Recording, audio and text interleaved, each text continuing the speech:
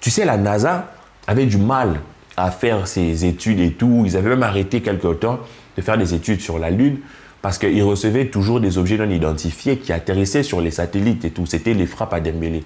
Tu vois, mais maintenant, la NASA a repris. Je ne sais pas si vous avez vu, la NASA a repris de faire des analyses et tout parce qu'il y a moins d'objets, moins de ballons qui viennent sur les...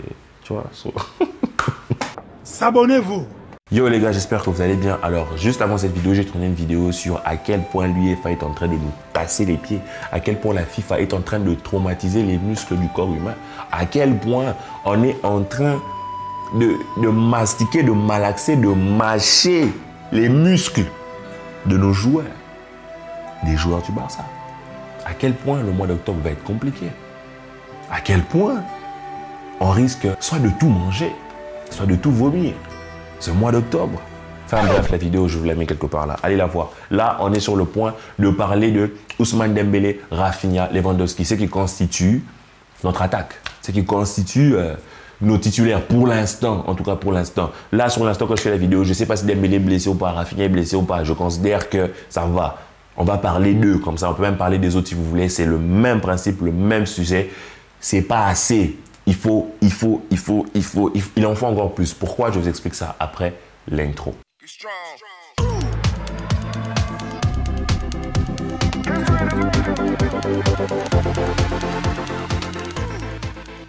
Alors les gars, je vous donne les statistiques. J'ai les statistiques avec moi. Lewandowski, 8 matchs, 11 buts, 2 passes décisives. Donc ça va, il est constant, il casse tout, on est content, c'est la joie, on rigole, tout va bien. Il s'intègre bien avec Pedri, tout ça. Le milieu de terrain est en train vraiment de commencer à le servir de plus en plus. On sent de l'envie de Dembélé, Rafinha de le servir et tout. Donc on est content, il va marquer ses buts, il va finir Pichichi. Carré. Dembélé, 6 matchs joués pour 2 buts et 2 passes décisives en Liga. 2 matchs joués en Ligue des Champions, 0 but, 0 passe décisive. Rafinha, 6 matchs joués, 1 but, 1 passe décisive en Liga, 1 match en Ligue des Champions, 0 but, 0 passe décisive. Je vous le dis clairement, on ne peut pas définir un joueur à partir de ces statistiques. On ne peut pas dire si un joueur fait bien son travail juste avec des statistiques en mode « ouais, il ne marque pas, il est nul ». Ça, c'est trop facile. Ce n'est pas sur ça que moi, je suis en train de parler dans cette vidéo. Ce dont moi, je suis en train de parler, ce sur quoi je suis en train d'appuyer, c'est que puisque tu les vois jouer, qu'est-ce qu'il faut? C'est voir les statistiques et les comparer avec ce que tu vois sur le terrain. Et moi, de ce que je vois sur le terrain, je pense que nous, nos attaquants, peuvent et doivent faire mieux d'un point de vue scoring. C'est-à-dire, ils doivent être beaucoup plus importants au niveau de comment est-ce qu'ils marquent et comment est-ce qu'ils font les passes. En fait, ce que je veux dire, c'est que pour moi, clairement, on ne peut pas se dire que juste en ayant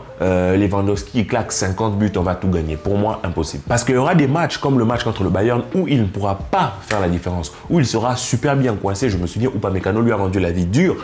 Alors, il y aura des occasions qui vont bien se présenter à eux, à nos ailiers. Donc, il faudrait qu'ils puissent finir la chose. Il faudrait qu'ils puissent finir l'occasion, l'opportunité. Je pense à Rafinha parce que Rafinha a vraiment eu beaucoup, je ne sais pas, 4 opportunités franches où il était vraiment libre, il pouvait vraiment frapper.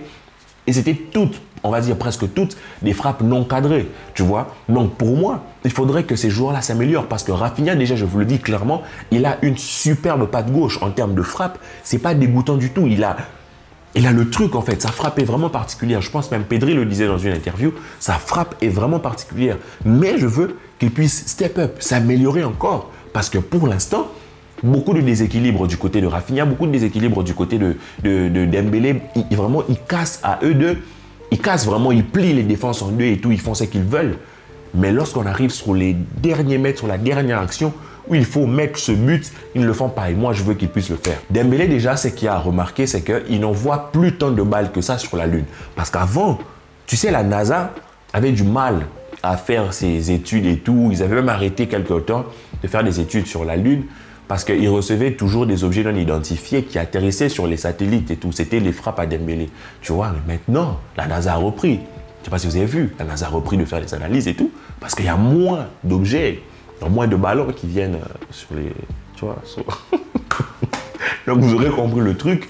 Dembélé vise de moins en moins les pigeons dans le ciel. C'est une bonne chose. Mais je pense qu'il peut encore s'améliorer. Certes, on n'a jamais vendu Dembélé ou on n'a jamais glorifié Dembélé pour ses capacités à finir les occasions. Que ce soit depuis la France, Bundesliga, tout ce que vous voulez. Ça n'a jamais été le nouveau finisseur, quoi. Ça n'a jamais été un monstre en finition. Mais il est jeune, il peut progresser et il doit progresser. Je ne pense pas que je peux attendre de lui qu'il puisse nous faire un 30 buts par saison. Non, s'il le fait, donnez-lui le ballon d'or. Mais je pense qu'il peut encore améliorer ce point parce que certes, c'est un joueur avec beaucoup de déchets vu son jeu. Hein. Il est dans le dribble, vraiment, il est virevoltant. Mais quand même, entre nous, Ousmane, tu ne vas pas nous faire un truc à la Liverpool. Au moins, tu as une opportunité, il faudra la finir. Hein. Match retour contre le Bayern, j'espère que tu es là, tu as une opportunité, tu tues le gardien parce que tu vois, sur quelques instants, on a vu les frappes que Dembélé arrivait à mettre, des belles frappes, tu vois, pied gauche, pied droit. Donc, j'espère qu'il va s'améliorer. Et Rafinha de l'autre côté, Rafinha, je pense, il a bien commencé la saison,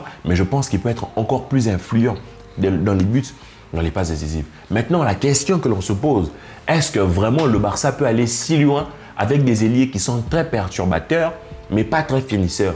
Alors moi, je vous donne ma réponse, vous me donnez la vôtre en commentaire. Je pense clairement qu'un mec comme Ansu Fati, s'il revient au top de sa forme, a de quoi faire, à sa place en fait, pourrait jouer sa place en fait, a de quoi faire douter ces titulaires-là. Pourquoi? Parce que Ansu Fati, lui, il a un profil plutôt finisseur, tu vois. Il a un profil plutôt, ouais, je vais vraiment finir l'opportunité, tu vois. Ce qui fait que peut-être ça serait intéressant de jouer avec un ailier finisseur et un ailier dribbleur, on va le dire comme ça. Mais moi, dans l'absolu, j'aimerais avoir des ailiers perturbateurs, mais en même temps qui arrivent à finir. Tu vois, c'est vrai, c'est pas la MSN avec Messi, Neymar, Suarez, c'est vraiment, on est d'accord, c'est pas ça. Parce qu'avec Neymar d'un côté qui faisait de la magie et finissait les opportunités, Messi, on n'en parle pas, Suarez, on n'en parle pas, on est d'accord, ce n'est pas ça, on n'est pas sur ça.